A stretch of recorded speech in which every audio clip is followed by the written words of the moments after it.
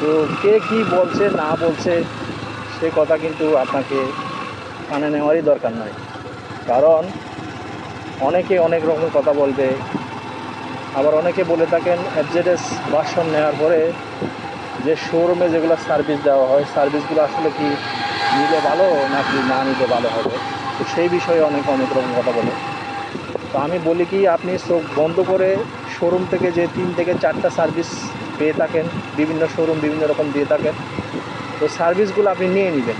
কারণ সার্ভিসগুলো আপনি যদি নেন, আপনি নিয়মিত সার্ভিস করান, তাহলে কিন্তু আপনার গাড়িটা কিন্তু অনেক একদম চকচকা থাকবে।